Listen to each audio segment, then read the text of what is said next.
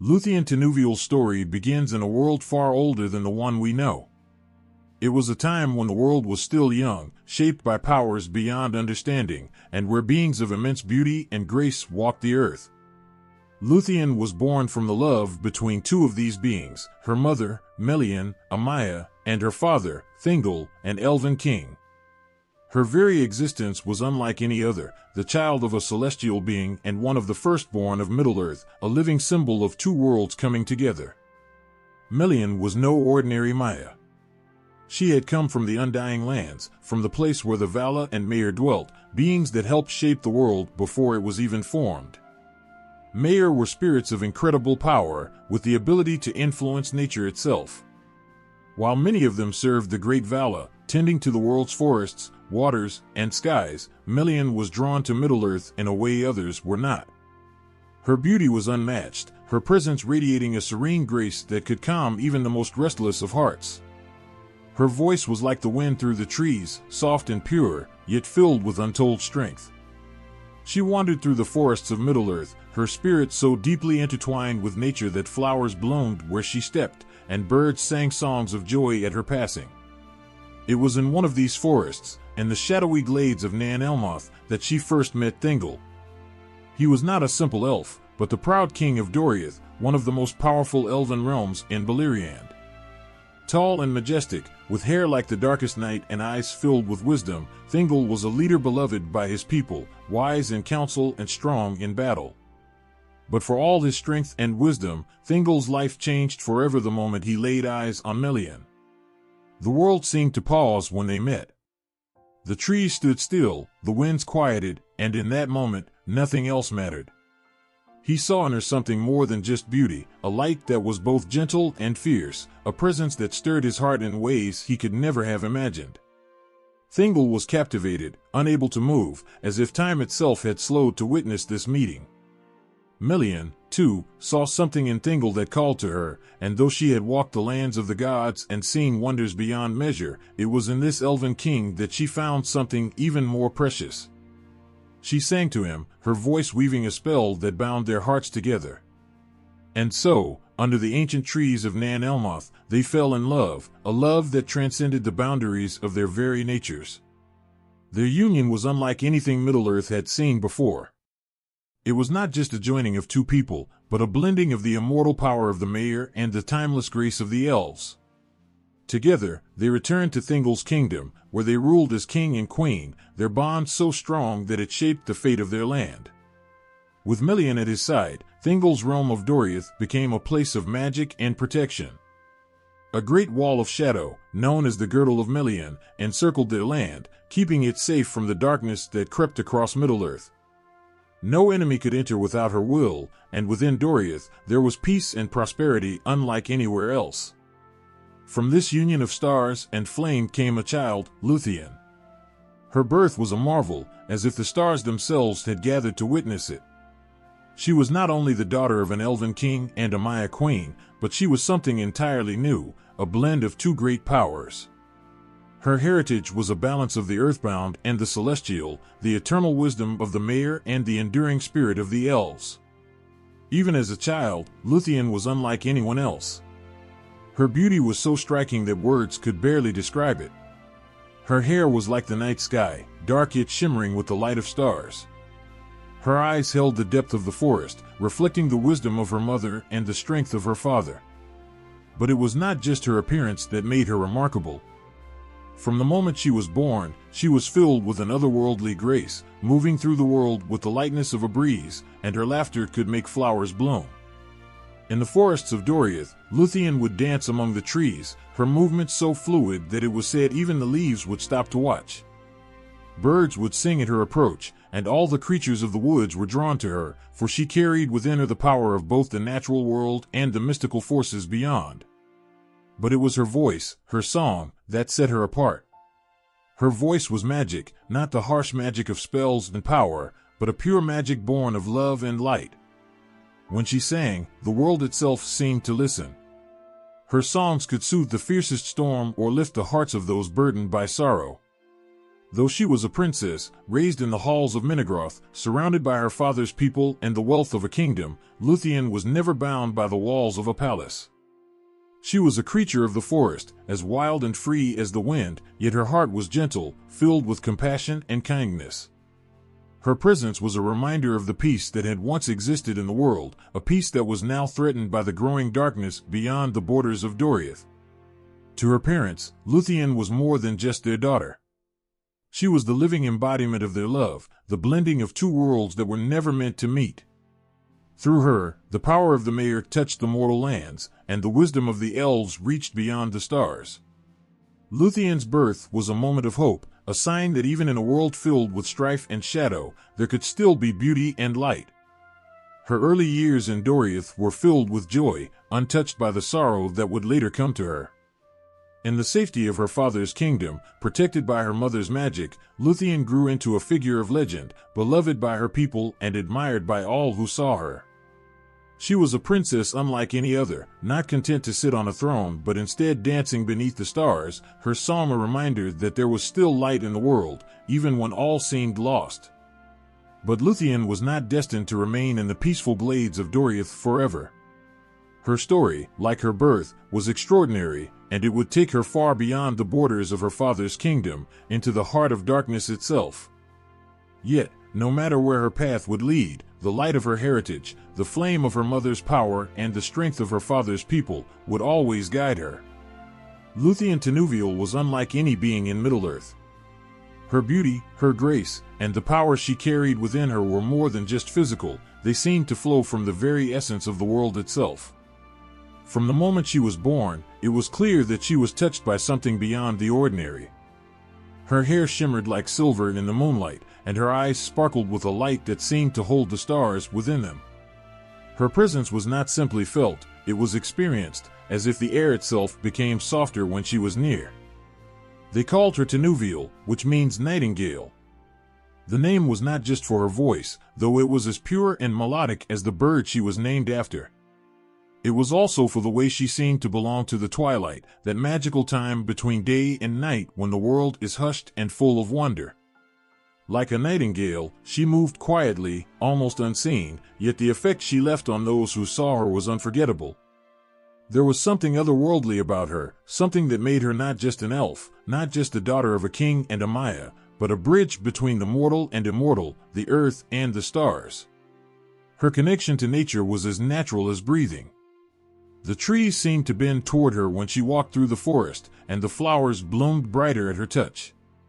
Animals, large and small, would come to her without fear, sensing that she was part of them in a way no one else was.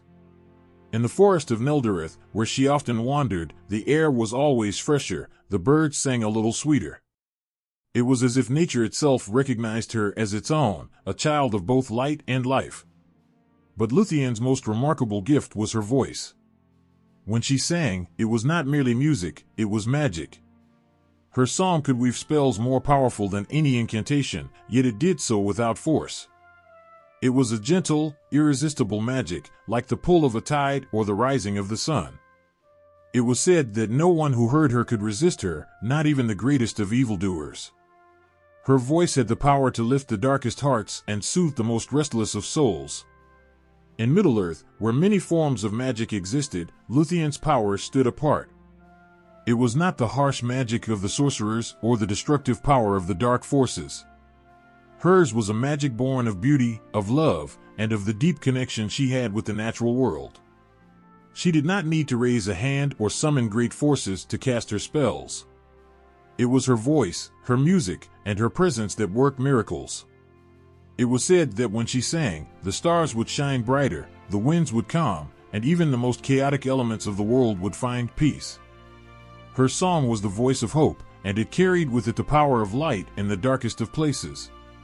Lúthien's ability to enchant through song became legendary, a gift that she would later use to confront forces far greater than herself, forces that even the greatest warriors could not defeat with sword and shield. Her magic was her strength, and in a world filled with war and destruction, it was a power that stood as a reminder that beauty and love could still prevail.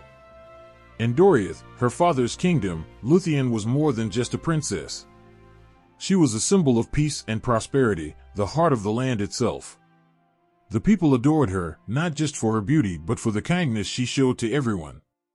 She would often walk among them, speaking softly with the children, tending to the gardens, and singing songs that lifted the spirits of all who heard her.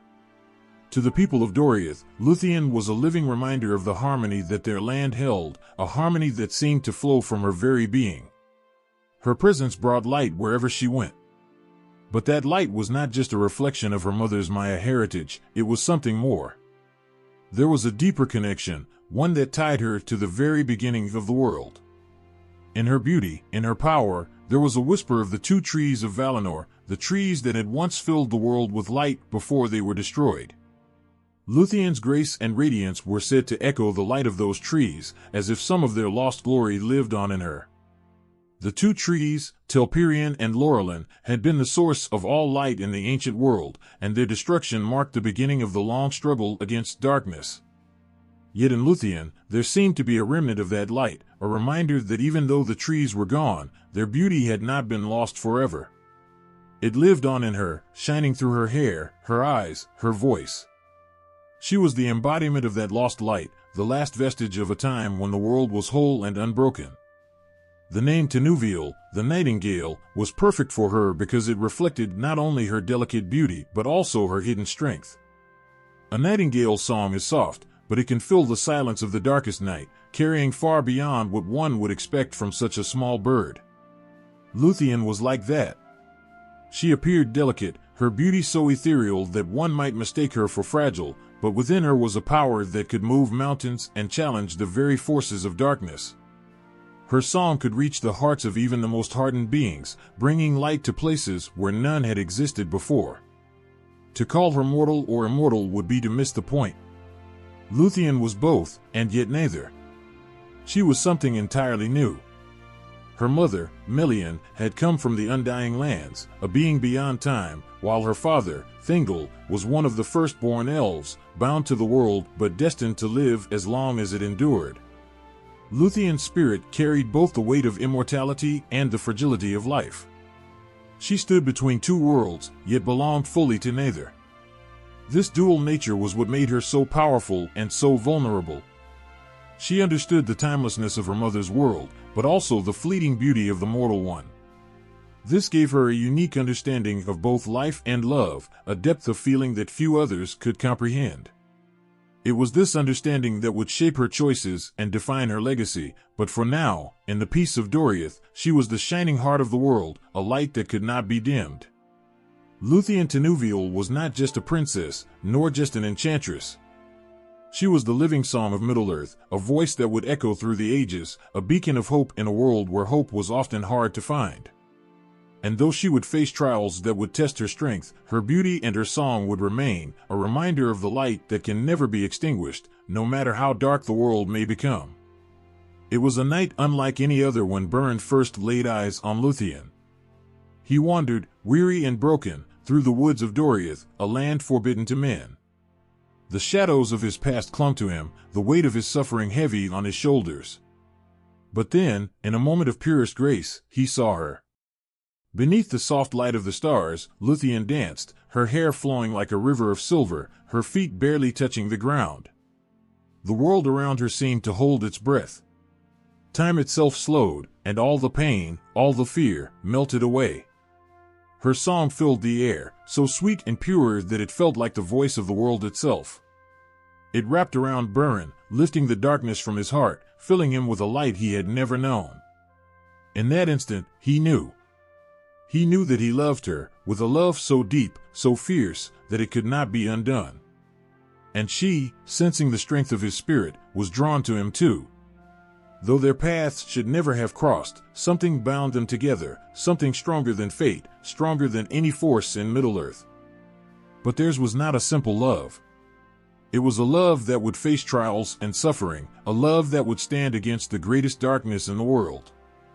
When Beren approached King Thingol to ask for Lúthien's hand in marriage, the king, proud and unyielding, set a task so impossible that it was meant to end the quest before it began. Thingol's heart was filled with love for his daughter, but also with fear. No mortal, no man of the world, was worthy of her, and so he demanded what no one could ever hope to achieve.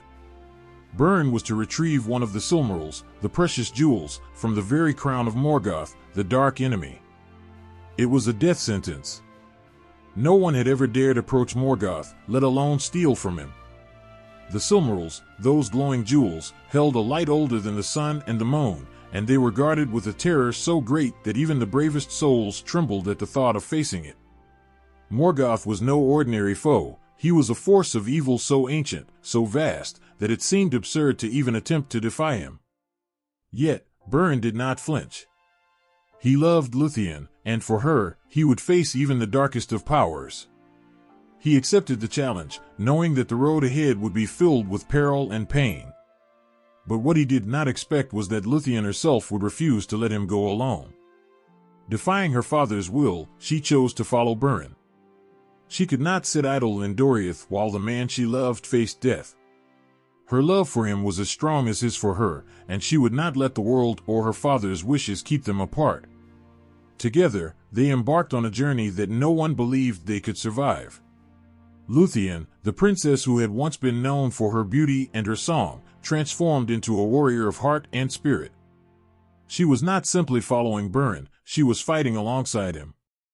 Her magic, her courage, and her unshakable love became their greatest weapons against the forces of darkness. One of their greatest trials came when they encountered Sauron, Morgoth's lieutenant, in his fortress of Tol Gorhoth.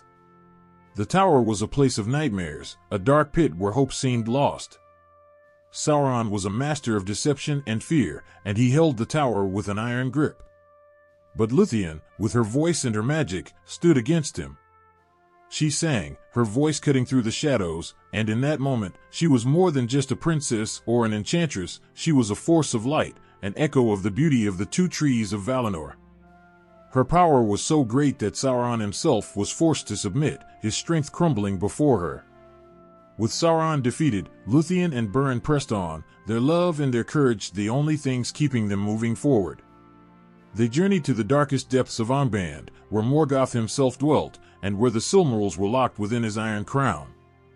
No one had ever dared to enter that terrible place, where the fires of evil burned so fiercely that even the strongest of wills could be broken. But Lúthien, with her magic, cast a spell so powerful that it put Morgoth and his entire court to sleep. Even the Dark Enemy, who feared nothing and no one, was powerless against her. Beren, with trembling hands, reached for the Silmaril. He knew that this was the moment that would define their fate. He pried one of the jewels from the crown, its light so bright that it seemed to burn his skin. But they had done it. Against all odds, they had achieved the impossible.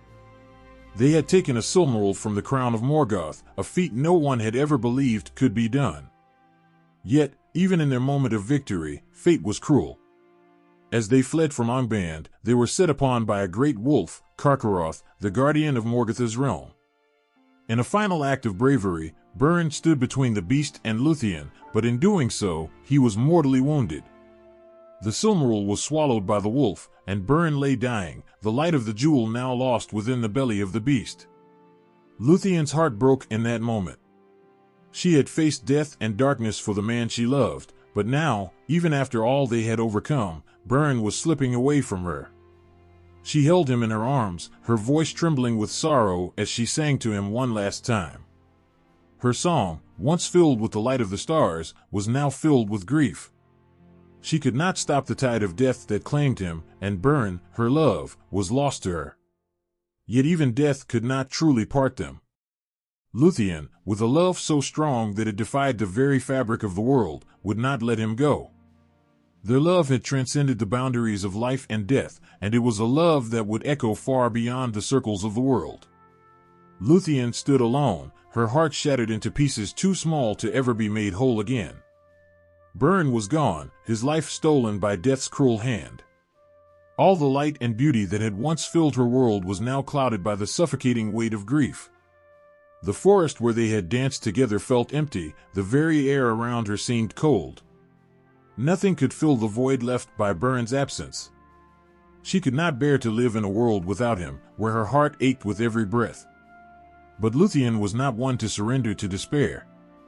The love she held for Beren was stronger than any sorrow, and that love refused to be silenced. She resolved to do what no one else had dared. She would go to Mandos, the keeper of the dead, and beg for Beren's return. It was a journey that no living soul had ever taken, a path that led into the shadows where only the dead could walk. Yet her heart, broken though it was, guided her forward. For in her love, she found a strength greater than any fear. The halls of Mandos were a place of stillness, where the souls of the dead waited in silence, bound by the unchanging fate of their kind. It was here, in this cold and quiet place, that Lúthien stood before Mandos himself, her grief laid bare. And then, with all the power of her sorrow, with all the love she held within her, she began to sing.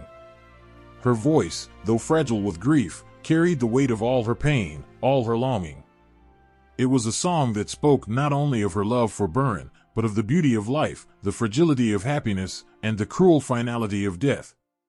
Her song wove a story of light and shadow, of joy and loss, and it filled the halls of Mandos with a sorrow so deep that even the doomsman of the Vala, who was tasked with upholding the fates of all living beings, could not remain unmoved.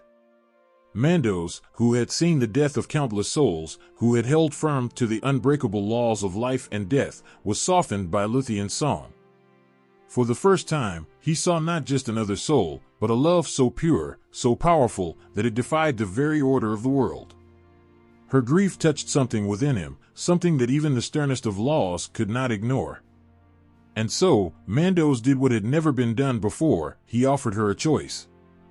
Lúthien could choose to remain an immortal, to live forever as one of the firstborn, untouched by time.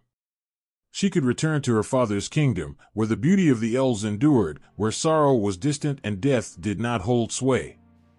But if she chose this path, she would live without Beren, separated from him forever, as he was bound to the fate of men, a fate that would one day take him beyond the world, to a place where even the Vala did not tread. Or she could choose to forsake her immortality. She could join Beren in the fate of men, to live and die with him, knowing that their time together would be brief, but real. It was a choice between eternal life without him or a short, fragile life filled with love. For Lúthien, the decision was clear.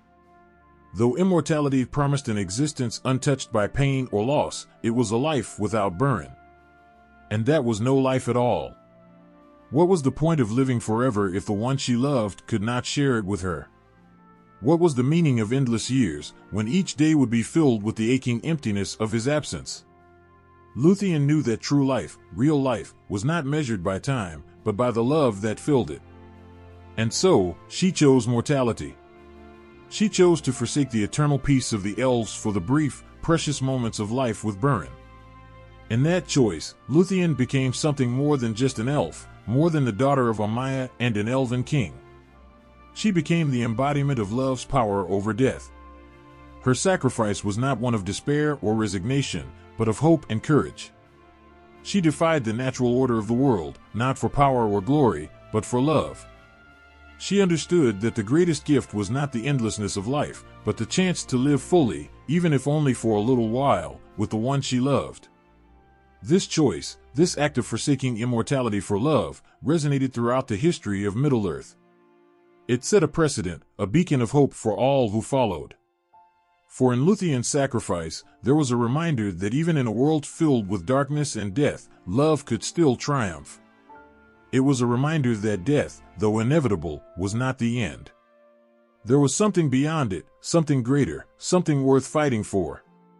Lúthien's choice also laid the groundwork for the later story of Aragorn and Arwen, another love that transcended the boundaries between the immortal and the mortal. Like Lúthien, Arwen would one day face the same choice, and her decision, too, would be guided by love.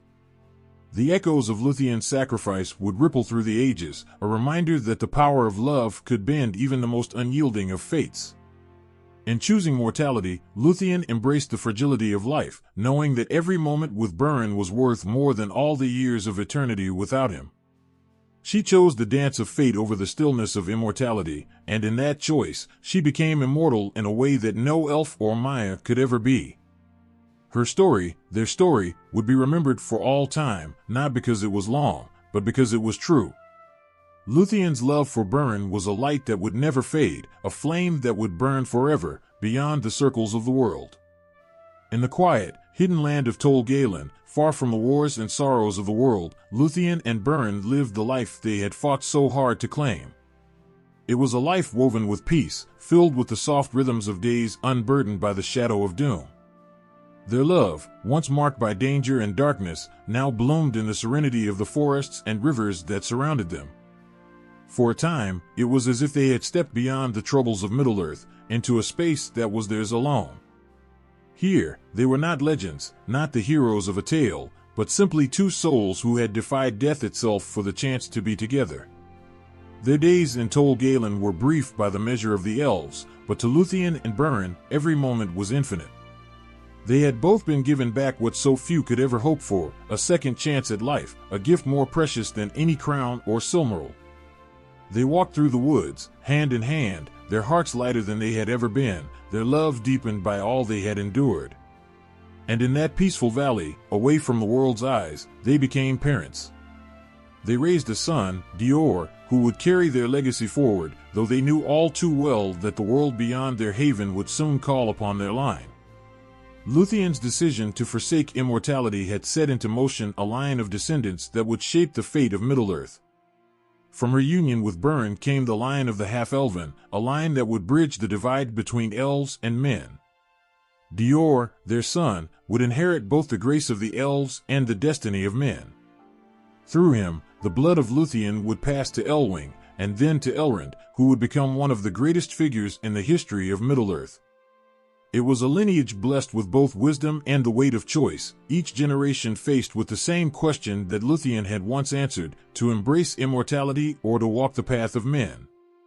Centuries later, the echoes of Lúthien's choice would reach Arwen, the Evenstar of her people, who, like her ancestor, would choose love over eternal life. The parallels between their stories are undeniable, both elven women, both drawn to mortal men, and both willing to forsake their immortal lives for love. Arwen's love for Aragorn mirrored Lúthien's love for Beren, and her choice to live and die alongside him would echo across the ages. The union of Arwen and Aragorn, like that of Lúthien and Beren, brought together the strength of men and the grace of the elves, ensuring that the line of kings would carry with it the light of Lúthien's legacy. Lúthien's story became a legend sung by elves and men alike. Her courage, her defiance of death, and her choice to live a mortal life for the sake of love became a source of hope in the darkest of times.